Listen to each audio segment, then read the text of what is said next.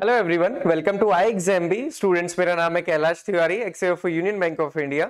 दोस्तों, FCI AG3 and AG2 की इस बार जो रिक्रूटमेंट आई है, जिसके लिए हमने आपसे पहले भी डिस्कशन किया था, तो उसमें कुछ कुछ चीजें हम डिस्कस करेंगे क्योंकि अब एग्जामिनेशन थोड़ा पास आपके आता जा रहा है। आप सभी को पता है एफसीआई AG3 जो एग्जामिनेशन होना है वो जनवरी एंड में होना है, एंड साथ ही साथ जो AG2 है मैनेजर वाला वो दिसंबर एंड में होना है। तो आपके पास लगभग अब थोड़ा सा कम टाइम बचा हुआ है। तो आज हम ये डिस्कस करेंगे कि एक तो एग्जामिनेशन आपका कब होगा और उसके लिए आपको कैसे प्रिपेयर करना है, साथ ही साथ ये डिस्कस करेंगे कि रोल ऑफ एग्रीकल्चर क्या है। क्योंकि आप सभी को पता है लास्ट ईयर जब एफसीआई AGM की वैकेंसीज आई थी उसमें एग्रीकल्चर का एक बहुत बड़ा रोल था। एग्रीकल्चर एंड एग्रीकल्चर इकोनॉमी उसमें एक सब्जेक्ट हुआ करता था, बट इस बार ऐसा कुछ भी नहीं है। तो आपको ये ध्यान रख के चलना है कि आपको क्या क्या चीजें पढ़नी है और ये एग्जामिनेशन लास्ट ईयर के एग्जामिनेशन से कैसे डिफरेंट है। आप सभी को पता है कि लास्ट ईयर का जो फेज 1 का पैटर्न था, इस बार का फेज 1 का पैटर्न बिल्कुल चेंज हो चुका है। बिल्कुल तो नहीं, मतलब डिफरेंट हो चुका है। लास्ट ईयर केवल क्वांट्स रीजनिंग इंग्लिश था, इस बार उसके साथ साथ जीएसपी इसमें ऐड हो गया है, तो उसको हम डिस्कस करेंगे और एग्रीकल्चर की क्या संभावना है ये देखेंगे। तो अगस्त की स्टार्टिंग में मैंने आप लोगों को बताया था कि ये नोटिफिकेशन आने वाला है और ये टेंटेटिव डेट्स रहेंगी बेस्ड ऑन आवर सोर्सेज। तब कई सारे स्टूडेंट ने कहा था कि नहीं सर इतनी जल्दी नहीं आएगा, बट देखिए उसके अकॉर्डिंग ही ये आया है। अब इंपॉर्टेंट क्या है आपके लिए कि मंथ ऑफ दिसंबर में AG2 जो है मैनेजर का एग्जामिनेशन शेड्यूल्ड है और ये जनवरी में रहेगा और ये एंड तक होगा और उसके लगभग 1 या 2 महीने बाद आपका मेंस का एग्जामिनेशन भी होगा। प्रीलिम्स बहुत इंपॉर्टेंट है। आप चाहे टेक्निकल से भर रहे हैं, एग्रीकल्चर बैकग्राउंड है, आपको ये ध्यान रखना है कि आपको प्रीलिम्स क्वालिफाई करना है, तभी आप मेंस पे जा पाएंगे। जितनी वैकेंसीज हैं उसके 15 टाइम स्टूडेंट्स को वो बुलाएंगे, ऐसा नोटिफिकेशन में मेंशन किया गया है। आप अपनी प्रिपरेशन बहुत अच्छे से स्टार्ट कीजिए। प्रीवियस ईयर पेपर थोड़ा सा देख सकते हैं, हालांकि थोड़ा सा पैटर्न इस बार चेंज है, वो आप सभी लोगों ने देख ही लिया होगा अभी तक। इंग्लिश, रीजनिंग, न्यूमेरिकल एप्टीट्यूड, इसके साथ जीएस यहाँ पे मेंशन किया है। आप देखेंगे बैंकिंग एग्जामिनेशन में जनरल अवेयरनेस मेंशन किया जाता है, यहाँ पे जनरल स्टडीज मेंशन किया है, क्योंकि यहाँ पे Indian history, economy, geography, general science up to class 8th level इसके 20 क्वेश्चंस रहेंगे और करंट अफेयर के 5 क्वेश्चन रहेंगे। अब यहाँ पे आपको एक चीज समझना बहुत जरूरी है कि आपको 8th तक का ही पूछा जाने वाला है, तो आप 8th तक का ही पढ़िए, बेसिक उसको पढ़िए।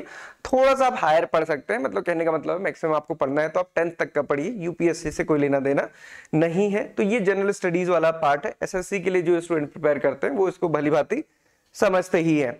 इसमें कहीं पर भी एग्रीकल्चर मेंशन नहीं है, एग्रीकल्चर मेंशन नहीं है। ज्योग्राफी के अंदर एग्रीकल्चर आता है थोड़ा बहुत पार्ट, उसमें 1-2 क्वेश्चन हो सकता है, बट उसके लिए ऐसी कोई स्पेसिफिक एग्रीकल्चर पढ़ने की जरूरत नहीं है।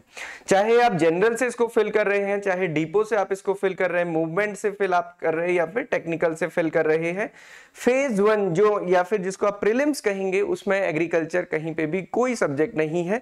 यहाँ पे मेंशन भी किया गया, nature of questions will be such that they do not require specialized study of any discipline. तो एग्रीकल्चर का कोई रोल नहीं है, ये ध्यान रखिए आपके प्रीलिम्स के लिए। मतलब दिसंबर तक की जो आपकी प्रिपरेशन होनी है English, reasoning and quants based होनी है। तो उन सभी स्टूडेंट्स के लिए जो IBPS AFO की प्रिपरेशन कर रहे हैं उनके लिए तो काफी ये अच्छा है, और 8 तक की जनरल साइंस पढ़ने में या जनरल स्टडीज है उसको पढ़ने में कोई डिफिकल्टी नहीं होती। उसके बाद आपको पता है कि जो फेज 2 है इसका या मेंस एग्जामिनेशन है, जनरल, डिपो एंड मूवमेंट के लिए केवल 1 पेपर होगा, टेक्निकल के लिए पेपर 1 एंड पेपर 2 होगा, सेम डे ही होगा।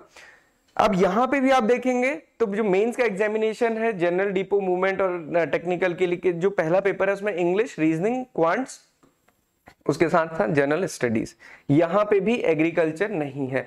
तो जितने भी स्टूडेंट जनरल के लिए, डिपो के लिए और मूवमेंट के लिए फिल कर रहे हैं उनको एग्रीकल्चर पढ़ने की ऐसी कोई इसमें आवश्यकता नहीं है। जो जनरल अवेयरनेस या फिर जो ज्योग्राफी में 1 या 2 क्वेश्चन आपसे पूछा जा सकता है, अदरवाइज स्पेसिफिक कुछ नहीं है।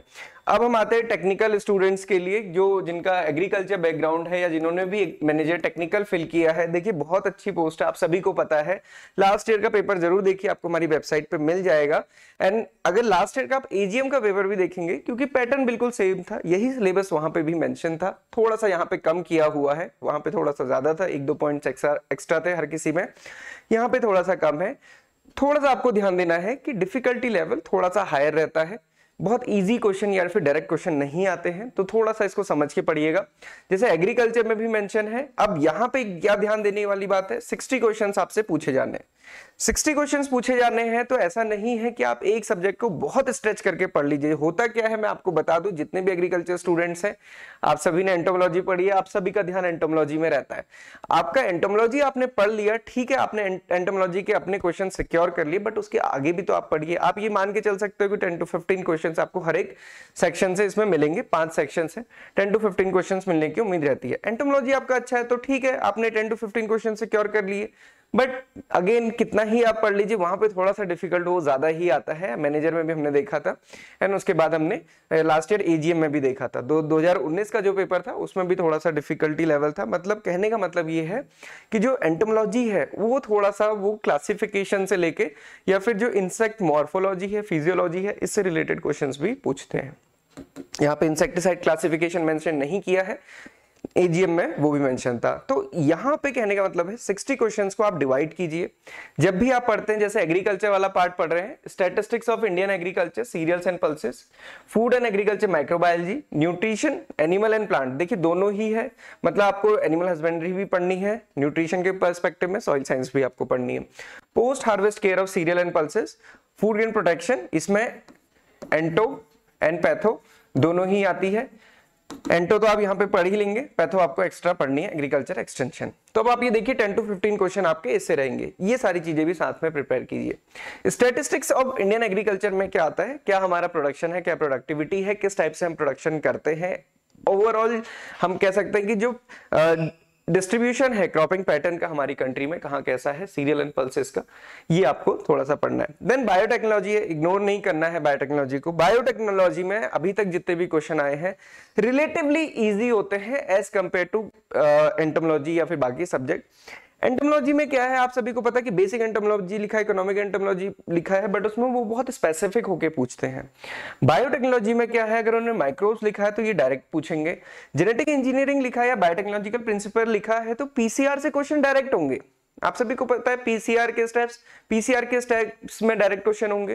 टैग पॉलीमरेज से कोई ना कोई क्वेश्चन होगा, या तो टेम्परेचर से होगा या फिर कहां से लिया गया है, थर्मस एक्टिविटीज, मतलब बहुत डायरेक्ट क्वेश्चन इसमें पूछा रहता है। तो दोनों में क्या है, बायोटेक्नोलॉजी को अगर आप थोड़ा सा अच्छे से पढ़ते हैं रिलेटिवली सेफ रहता है। कोई डाउट किसी टॉपिक में आपको रहता है तो आप हमसे पूछ सकते हैं, हम उस आपके लिए स्पेसिफिक वीडियो लेकर आएंगे। Economic biotechnology, pathogens and control, recent trend. अभी स्टूडेंट कहते हैं पैथोजन में क्या है, पैथोलॉजी से कैसे डिफरेंट है, तो यहाँ पे पैथोजेंस एंड कंट्रोल लिखा है। प्लांट पैथोलॉजी में क्या होता है, जनरली हम फंगसेस को स्टडी करते हैं और वो भी जो डिजीज कॉज करती हैं प्लांट्स में। तो यहाँ पे एक थोड़ा सा ओवरऑल हमको पढ़ना होता है, क्योंकि यहाँ पे प्लांट बायोटेक्नोलॉजी भी बहुत ज्यादा फोकस नहीं किया रहता है, जनरल क्वेश्चन आने की भी उम्मीद रहती है।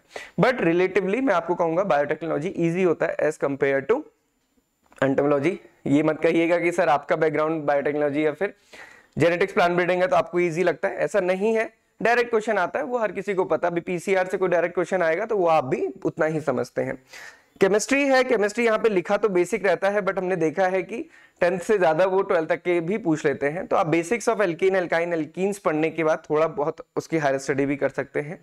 फूड एक्ट्स पढ़िए, इससे भी थोड़ा सा इजी रहता है। पीएफए एक्ट तो अब है नहीं, क्योंकि आप सभी को पता है food safety and standards act हो गया है फसाई के आने के बाद से। रेगुलेशंस है, राइट टू इंफॉर्मेशन एक्ट, ये दो चीजें आपको पढ़नी, मतलब एफएसएसएआई के रूल्स रेगुलेशन और आरटीआई आपको बेसिकली पढ़ना है, क्योंकि पीएफए तो रिजॉल्व होके एफएसएसएआई बन चुका है। तो ये चीज ध्यान रखिएगा, एग्रीकल्चर स्टूडेंट्स के लिए है खासकर, आपको इसको डिवाइड करना है, क्योंकि अगेन ये इंपॉर्टेंट है, मेरिट इससे बनेगी। 60 क्वेश्चंस आपके यहाँ पे आने हैं, तो ये थोड़ा सा ध्यान रखिए, डिवाइड कीजिएगा। ऐसा नहीं है कि 60 के 60 क्वेश्चन एंटोमोलॉजी या एंटोमोलॉजी से आने हैं कि आप पूरा फोकस एंटोमोलॉजी को ही कर रहे हैं। सबको डिवाइड कीजिए और सभी से क्वेश्चन बराबर आएंगे।